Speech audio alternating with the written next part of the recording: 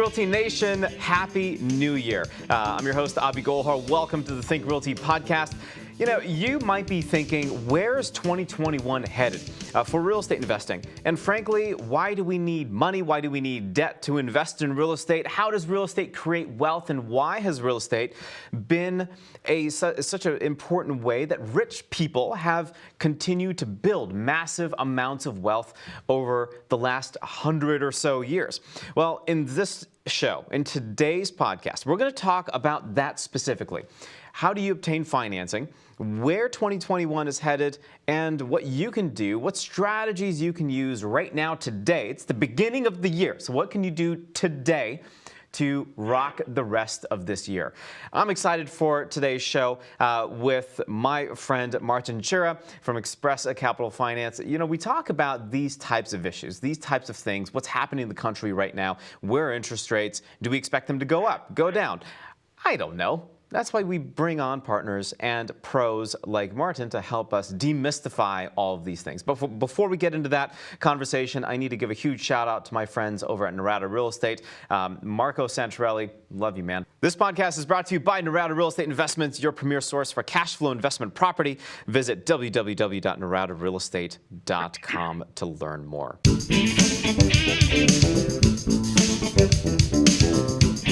Okay, let's get to it. Martin, welcome to the show. Thank you so much. Nice to be here. All right, man. So give us a little background. Who are you? What do we do? And frankly, there's so many things that we need to dig into. So give me your background. Great. So my name is Martin Chera. My company is Express Capital Financing. We are nationwide real estate lenders providing debt capital to investors, landlords, developers throughout the country, throughout the states. And we're here to be an exciting year and help out investors to attain massive wealth. So when it comes to this idea of investing in real estate, let's start with a very basic, very simple question. Why invest in real estate and not other asset classes? Well, you know, if we take some asset classes, you got wholesale, you got retail, you got stocks, you got bonds. Unfortunately, we've seen from the past 10 years, you know, unfortunately, retail has gone down the drain.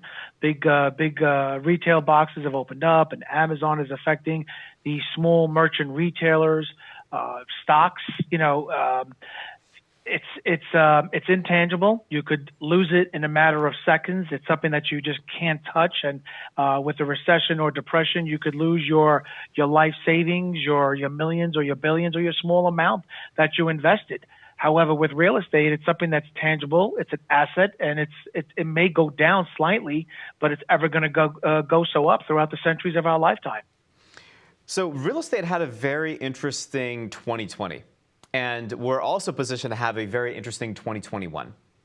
Tell me where you thought we were in 2020, and where's the real estate market headed this year in 2021? Got it. Okay. Yeah. So unfortunately, you know, when this COVID hit, and people have got sick and passed away, and our prayers are to everybody out there. A lot of lenders, QM, non-QM, hard money lenders, either paused or went out of business. There was a lot of panic in March and April and maybe even early May. As we saw the market conditions, unlike the 2007, 2008 crash, and by the way, that was more a financial crisis. This is more just a pandemic crisis. So with that said, lenders, QM, non-QM, hard money lenders have come back into the space because we do see a booming cycle coming in. And unfortunately, when there's uncertainty, there is opportunity out there, and that opportunity is picking up, that somebody's mess that they're in. So that is real estate, whether they're behind on their mortgages or they're defaulting on it and they just can't get out of it, and somebody's mess is going to become somebody's success and profit. So when it comes to large cities versus small cities versus really micro markets, where should investors be focusing right now? Should it be the Chicago's, Austin, Atlanta, New York's really large cities, or should it be maybe a tertiary market, a market that has less than 1 million people that's poised for some development over the next 5 or 7 years that I can get a good buy-in? What are your thoughts? Yeah, it's a great question, and it's all about your plan. It's all about your goals and your desires. I strongly feel that today's market right now, that investors should, everybody's working from home, and they're realizing, that since they're working from home, they don't need to work from an office. That I could also be investing in other cities and other states remotely. So the markets that the suburbs are a great market to be in because there's not a lot of competition. Property taxes are lower, higher yields that you can make on your deals. So that's a great advantageous way to attain massive wealth in real estate would be the suburbs, the places not in your own back door, such as in a state like I'm in right now. New York is a very tough state to be in for the rent regulations, the eviction process. So the suburbs would be a great idea to invest in. Anything maybe you can add to that, Max? Yeah, and a lot of, home buyers and workers are moving to the suburban areas because this pandemic has created a lot of emotions. They want to live next to their children, their grandchildren. They're realizing that they need to work from home. So now they want a bigger space, or maybe they want to homeschool their children. So they're looking to relocate for a lot of various reasons. And there's a big surge of people just moving throughout the country. So, Martin, New York's been in the headlines very recently. I think even as late as March, April last year, where there's been a lot of conversation saying there are a lot of people moving out of New York to Florida, to different states. That work from home is a thing. You could probably also invest from home. I think that's a pretty interesting hashtag that you guys should maybe build into your overall branding strategy. But that's a totally different conversation. The work from home concept is making people do a double take on: do I really need to be in a super expensive city paying? I don't know what the prices are in New York right now. A couple $1,000s maybe extra a month versus, say, Atlanta, where I live, or Greenville, South Carolina, where, frankly, I can move my headquarters. It would cost less, and I can pay $500 a month in rent. Is that Yep. a major concern? Is that what's driving some of these decisions for a lot of lenders out of New York to start expanding their footprint to go national? Can you maybe help me understand some of the logistics there in your brain? So we are a national lender, and we are seeing a great surge in Florida, in Texas, in Georgia, North Carolina. And again, why? Because just landlords now can't stomach being landlords, so they want to become tenants. Tenants want to become landlords, and just just people around the country are just moving for various reasons. So that's what's making that surge in those different states. Yes, New York is getting hit hard with office, retail, condo developments. It's unfortunate it's getting hit hard. It's a whole other question. Will it come back and rebound? I definitely believe so. New York is, how would you say it? It's the hottest spot of, in the States, in the city. I was going to say, listen, it's New York City, right? It's New York City, but I think the reason that people will come back to New York City, there's one thing: chicken and rice. Not even kidding. It is chicken and rice. Every time I visit New York City, I'm there for two things: chicken and rice, and my good friend. Like that's chicken and rice. Listen, if $5,000 a month rent is worth that chicken and rice, then by all means. Will it rebound? Yes. Everything in real estate eventually rebounds. Today's garbage is tomorrow's future. Is tomorrow's profits. So you mentioned a couple of states: Florida, Texas, North Carolina. Are these states that Express is really looking to lend more capital into? Are they some favorite states of yours? If they're not, what are some of the favorite states that you'd like to lend in? Our number one state has always been Jersey. The last year, I shouldn't say 2020, but 2019 and late 2020, Texas, which is Austin, Dallas, Houston, San Antonio, very hot cities in Texas. Florida, you got Orlando, and Tampa is very hot. States like Florida, the Miami, Fort Lauderdale it's very competitive, just like New York is very competitive and all that.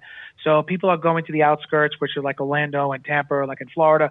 And like I said earlier, North Carolina is coming up very strong out there. Any other states you could recommend? Atlanta is becoming, a hot state for us also. Internally, we look at the deals. It just takes us, 15 to 30 minutes to analyze a deal, and we're able to tell our investor if it's worthwhile or not. So we're not here just to deploy capital. We're able to provide them with the market trends, whether it's a flip market, a rental market, a good sales market, whatever market it's headed towards, so they can make an informed, profitable real estate decision. And that's what I appreciate about Express Capital Financing, right? Like, it's not just, y'all are just not lenders. Y'all also help to advise borrowers on some of the better decision making that sometimes they may not know that they should consider. They might not know that they're stepping into a mistake type of opportunity, right? Like you would help to advise on that. When it comes to your gut reaction, like your gut feel of where buyers are going in 2021. Obviously, from what I'm seeing, I don't think that there's going to be a whole lot of change in the overall interest rate. So maybe that's a good thing for real estate investors going into 2021, maybe early 2022, to continue to buy and flip properties, or maybe even buy and hold for the long term. What are some of your thoughts on what the retail buyer sentiments will be this year? So it's a seller's market. Prices are high, but rates have come down. Again, whether they're going through an agency, 3-4%, or whether they're going through a non-bank lender like me or hard money. I mean, by the way, I just want to bring out when COVID, May or June, hard money lenders were back to the norm, 11, 12, 13%. Now, 6 months later, early 2020, we're back to that 7, 8, 9%. Why? Because there's a great demand for hard money, high leverage, low deposit, low risk. So rates are going to be low, whether it's hard money or whether you're going through an agency or whether you're going through a non-bank lender.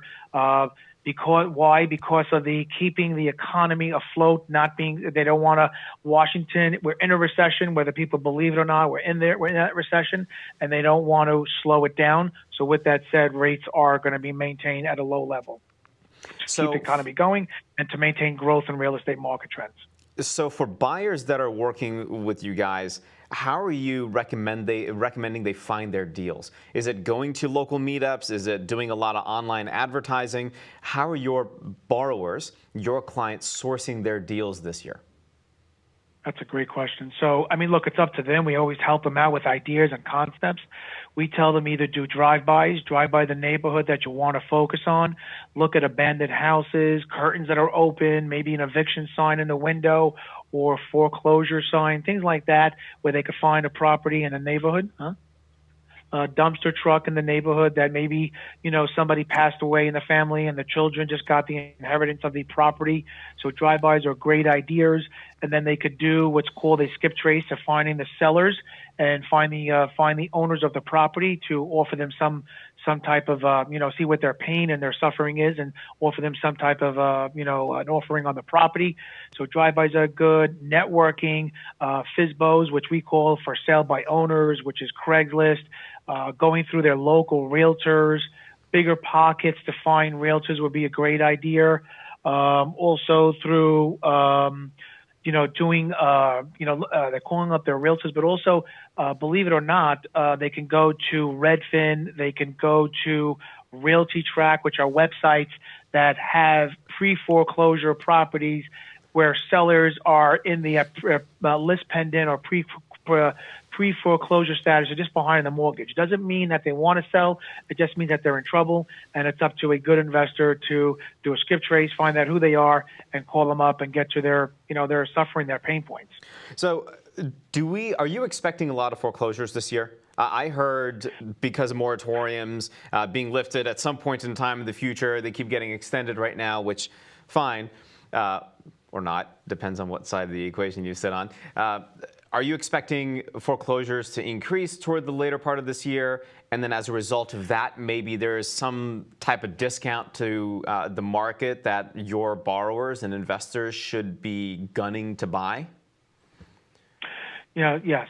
All investors, I say, sit tight, be ready, have cash liquid to put down a down payment on properties. Why? Because, like I said, uncertainty brings opportunity, and a recession is when millionaires are made. So besides having the cash ready, besides doing their due diligence on properties, finding out properties, so your question was where this year is headed. I think it's going to be a powerful, strong year. to be acquiring massive wealth in real estate.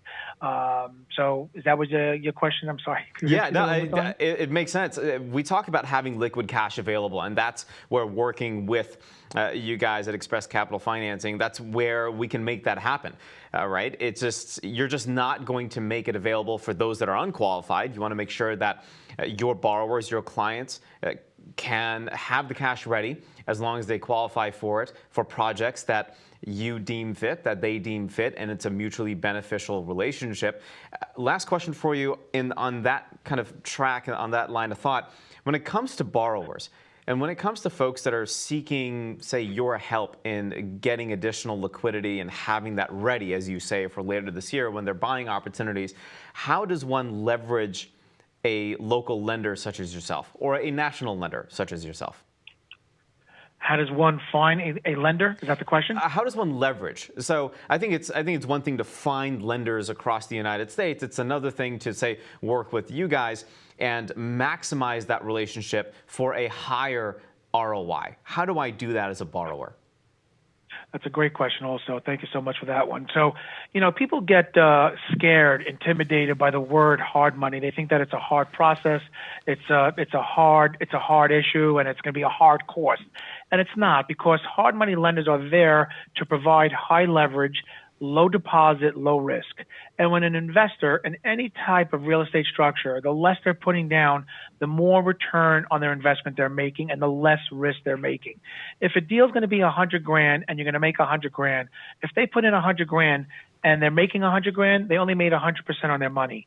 But if they're able to go to a hard money lender and get 90% leverage, where they're putting down 10%, $10,000, and they still made that $100,000 profit, they made 1,000% on their money. So if they take that $100,000, diversify into many deals, into 10 deals, now that $100,000 of theirs turned into $1 million, because $100,000 investment to 10 deals, hopefully each deal will bring in $100,000, maybe a little bit less, but they're going to make $1 million or close to it, diversifying and maximizing high leverage, low deposit, low risk. That's what a hard money loan is all about. And just to add to what you were saying, a good lender, not a predatory lender, is going to look at the deal. They want to make sure that they're getting back their money. And that's a good exit strategy, making sure that the investor is qualified to complete the rehab. He's qualified for the cash to get started, to make his payments, to have a successful flip where he can make the profit, not the lender. He is making that profit, and that's how you attain a massive wealth. And just one more quick thing I wanted to add, Abby, is that the rental market is as strongest that it's ever been, and it's only going to be stronger. It's a $13 billion industry with over 16 million listings right now in single-family rentals. So whether you're doing flips or buy and holds, it's a market definitely to be in versus multifamily, commercial, or even office space today. Awesome. And let that be confirmation for all the Think Realty listeners out there that investing in real estate matters, and it should be a pretty big part of your overall strategy, not just maybe 5 or 10%. Expand that, work with lenders like expresscapitalfinancing.com to make sure that not only do you have the capital for your needs, but you also bring in advisors, their team, to help you know that you're making the right decision and to give you that extra confidence boost so that you can win, and so can they. Martin, thanks so much for the time. I appreciate it, man. This has been fun and insightful. Hope to have you soon.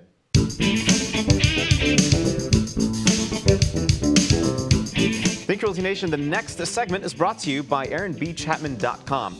Bypass all of the overcomplications of the common suit and tie mortgage guy and connect with Aaron Chapman and his team of real estate and investment finance experts at Security National Mortgage. No fluff, no overcomplicated industry speak, just brutally direct action. Visit AaronBChapman.com today for more information. So one of my really good friends, Jason Engelman, wrote an article for thinkrealty.com titled Making Millions with Private Lending. And listen, if you don't want to be that investor that's going to roll up his or her sleeves and pick up a sledgehammer to do the work, it's fine. You don't have to be. I'm not that person. I can never be that person. I'm like the best white-collar worker there ever can be. Like, that is me. I look at a sledgehammer, I'm like, No, I need a latte instead. So if you're that kind of person, you're like, well, I just want to have my money work hard for me. I work hard for my money. My money should be working significantly harder for me. Then this article's for you. And the next minute and a half, I think, is probably going to blow your mind. So you can make money in real estate without having direct involvement leading a contractor team or flipping a property or even managing rentals. There's no point in doing any of these things. What you have to do is lend your money to a trusted operator, somebody that has boots on the ground, somebody that's been there, that's done that understands the challenges of investing in real estate, and that can say, hey, I've got projects, and these projects need capital, need financing, and for that, I'm willing to pay you a little bit of a return. Now, you can light the strategy on fire by lending your money through a self-directed IRA. We've talked about that on the Think Realty podcast, so maybe go back in time and check out some of those shows. But what you want to do as a private lender is take a look at a couple of things. Number one, the benefit that you get is you do less work and you get less headaches. But you want to make sure that your operator is sound, that they've been there and done that. They have a team, they have a good history of success, and they understand that the asset will be encumbered by your capital over a period of time. In this article, Jason also talks about the fact that your money, your capital, is safe and secure. You want to make sure that in case your borrower doesn't perform, that you can foreclose on the asset and then sell that asset to recoup your capital, which happens. You also have the opportunity for a pretty spectacular ROI. You're not getting the 3 or 4 or 5 or 6% a year. You could possibly get between 12, 13, 14% a year. So I encourage you to read this article. Again, it's titled Make Millions with Private Lending. My really good friend, Jason Engelman. And Jason, if you're listening, I love that suit that you're always wearing. Think Realty Nation, that's the show. If you have any questions, get in touch. Go to thinkrealty.com. You can find me anywhere online at Abi Golhar. And before we depart for the show, I want to, again, shout out Marco's team over at Narada Real Estate Investments, your premier source for cash flow investment property. Check out www.naradarealestate.com to learn more and check out what passive investing is all about. That's it for the show, guys. Happy investing.